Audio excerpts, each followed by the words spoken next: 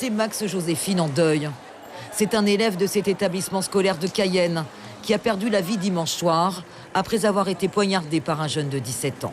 Très touchés par ce drame, les camarades de sa classe de première ont organisé cette marche blanche pour rendre un dernier hommage à leur ami Jonathan, décédé à l'âge de 18 ans. C'était pour honorer la mort de mon ami, parce qu'il comptait beaucoup pour moi. En plus, il était toujours là pour moi, mais ça me touche au cœur de savoir qu'il est mort.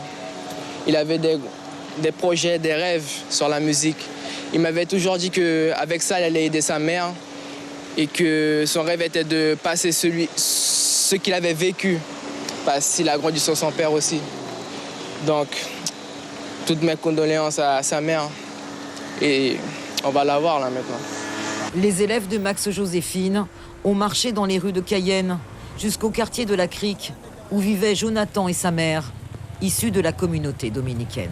C'était des familles pareilles, dominicaines toutes les deux, mais c'est un drame qui touche toute la population.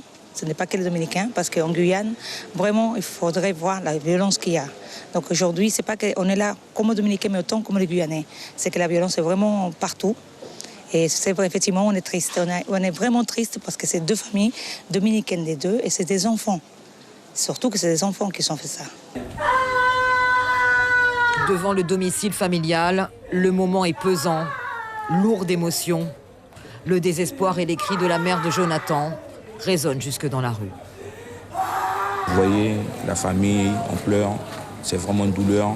Il y a tout depuis dimanche, le quartier il est mort, il n'y a pas d'envie parce que c'était un petit jeune qui était vraiment, il était très gentil, joyeux, chanter, il aimait chanter, il avait la joie de vivre, quoi. Sa maman, on l'a coupé à moitié parce que c'était son fils unique. Un nouveau drame qui touche la jeunesse de Guyane. Jonathan avait 18 ans, son meurtrier Wilmer, 17 ans. Ils étaient amis.